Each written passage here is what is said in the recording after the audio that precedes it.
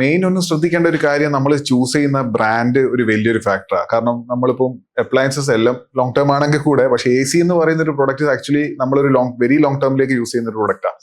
അതും നമ്മളൊരു റൂമിൽ ഈവൻ നമ്മളെ ബെഡ്റൂംസിലൊക്കെ നമ്മൾ ഡ്രിൽ ചെയ്ത് ഫിക്സ് ചെയ്യുന്ന ഒരു പ്രൊഡക്റ്റാണ്. അപ്പൊ അങ്ങനത്തെ ബ്രാൻഡ്സ് നമ്മൾ ഓപ്റ്റ് ചെയ്യാൻ പോകുമ്പോൾ എപ്പോഴും കുറച്ച് മാർക്കറ്റിൽ ഒരുപാട് നാളായിട്ട് സസ്റ്റെയിൻ ചെയ്ത് നല്ല സർവീസും കാര്യങ്ങളും കൊടുത്തു പോകുന്ന ഒരു ബ്രാൻഡ് സെലക്ട് ചെയ്യുന്നതിലാണ് ഏറ്റവും കസ്റ്റമേഴ്സിന് നല്ലത്. കാരണം പല പ്രൈസ് റേഞ്ചിലും പല പ്രോഡക്ട്സും ഉണ്ട്. കാരണം AC പ്രോഡക്ട്സ് മാത്രം മാനുഫാക്ചർ ചെയ്യുന്ന ബ്രാൻഡ്സ് ഉണ്ട്. അപ്പം അതിന്റെയൊക്കെ പെർഫോമൻസ് അതിനനുസരിച്ച് വേരി ചെയ്യും. പിന്നെ ഒരു മെയിൻ കാര്യം എന്ന് പറഞ്ഞു കഴിഞ്ഞാൽ, നമ്മുടെ AC എപ്പോഴും പെർഫോമൻസിൽ ഇപ്പോൾ പല കസ്റ്റമേഴ്സിനും പ്രശ്നം വരുന്നത് എന്ന് വെച്ചാൽ ആ ഒരു റൂം സൈസിന് കറക്റ്റ് ആയിട്ടുള്ള ഒരു AC അല്ല അവർ വെക്കുന്നത് എന്നുള്ളത്. കാരണം ബ്രാൻഡ്സ് തന്നെ പറയുന്നു ഇപ്പോൾ ഒരു 120 അല്ലെങ്കിൽ 130 സ്ക്വയർ ഫീറ്റ് വരെ മാക്സിമം ആണ് 1 ടൺ AC വെക്കാൻ പാടുള്ളൂ.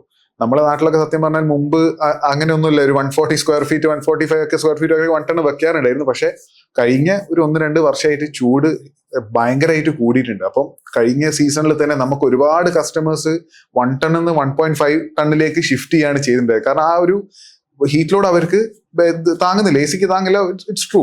അപ്പം നമ്മളെപ്പോഴും അതാണ് നമ്മൾ എവിടെയാണ് AC പ്ലേസ് ചെയ്യാൻ പോകുന്നത് വലിയൊരു ഫാക്ടറാണ്. അപ്പോൾ സേ ഫോർ എക്സാമ്പിൾ നമ്മളിപ്പോൾ വീടിന്റെ ഫസ്റ്റ് ഫ്ലോറിലാണ് വെക്കുന്നതെങ്കിൽ ഈ ഒരു 130 സ്ക്വയർ ഫീറ്റിന്റെ നമ്മൾ ഒരിക്കലും അഡ്വൈസ് ചെയ്യില്ല. കാരണം നമ്മൾ മുകളിൽ ടെറസ് ആണെന്നുണ്ടെങ്കിൽ രാവിലെ മുതൽ ഉച്ച വൈകിട്ട് വരെയുള്ള ആ ഹീറ്റ് ലോഡ് ഫുള്ള് റൂമിലേക്ക് ഇറങ്ങും. അപ്പം കംപ്രസർ കുറച്ചും കൂടെ സ്ട്രോങ് ആയിട്ട് അത് വർക്ക് ചെയ്യേണ്ടി വരും. അപ്പം അവിടെ നമ്മൾ എപ്പോഴും ഒരു 1.5 ടൺ തന്നെയാണ് സജസ്റ്റ് ചെയ്യുക. നേരെ മറിച്ച് താഴത്തെ ഒരു ബെഡ്റൂം ആണ്, ഒരു 120 സ്ക്വയർ ഫീറ്റ് അല്ലെങ്കിൽ 125 സ്ക്വയർ ഫീറ്റ് വരെയൊക്കെ ആണെന്നുണ്ടെങ്കിൽ ഒരു 1 ടൺ AC നല്ലൊരു റെപ്യൂട്ടഡ് ബ്രാൻഡ് നല്ലൊരു മെഷീൻ ആണെന്നുണ്ടെങ്കിൽ അതിൽ പോയിക്കോളും, ഒരു കുഴപ്പമില്ല.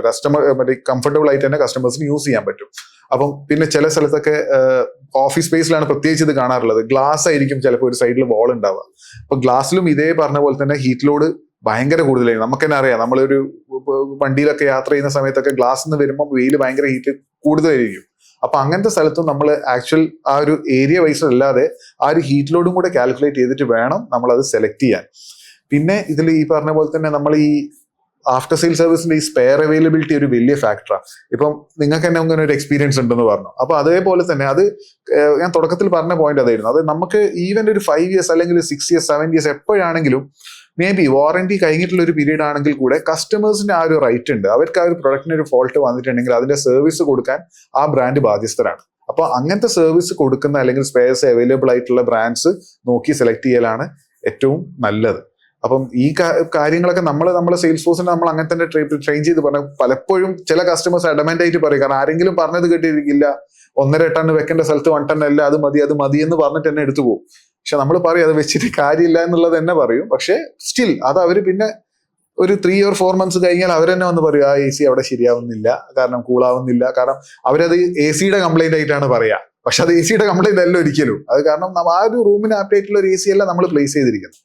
അപ്പൊ അതൊക്കെയാണ് ഇതിലൊരു മെയിൻ ആയിട്ട്. പിന്നെ അതേപോലെ തന്നെ ഈ കൂളിംഗ് കപ്പാസിറ്റി എത്രത്തോളം കൂടുന്നോ നമുക്ക് അത്രത്തോളം പെട്ടെന്ന് റൂം കൂളായി കിട്ടും. പിന്നെ ഇപ്പൊ AI വരുന്ന ACs വരുന്നുണ്ട്. പിന്നെ അതേപോലെ സ്മാർട്ടിൽ നമുക്ക് സ്മാർട്ട് ഫോണിൽ കൺട്രോൾ ചെയ്യാൻ പറ്റുന്ന ACs വരുന്നുണ്ട്. പിന്നെ ഒരുപാട് ഫിൽറ്റേഴ്സ് ഉള്ളത്, നമുക്കിപ്പോൾ ഒരുപാട് പേർക്ക് ഈ അലർജിയും കാര്യങ്ങളൊക്കെ ഉള്ളവരുണ്ട്. അവർക്കൊക്കെ വേണ്ടിയിട്ട് ഒരുപാട് ഫീച്ചേഴ്സ് കൂടിയ 3 സ്റ്റേജ് അല്ലെങ്കിൽ 5 സ്റ്റേജ് ഫിൽട്രേഷൻ വരെയൊക്കെ വരുന്ന എയർ ഫിൽട്രേഷൻ വരുന്ന ACസും വരുന്നുണ്ട്. അപ്പം അതാണ് നമ്മളൊരു ഓരോ ഇൻഡിവിജ്വലിനും ഓരോ ടൈപ്പ് ഓഫ് ഒരു പ്രൊഡക്റ്റ് നമ്മൾ എപ്പോഴും സജസ്റ്റ് ചെയ്യാൻ നോക്കാറുണ്ട്.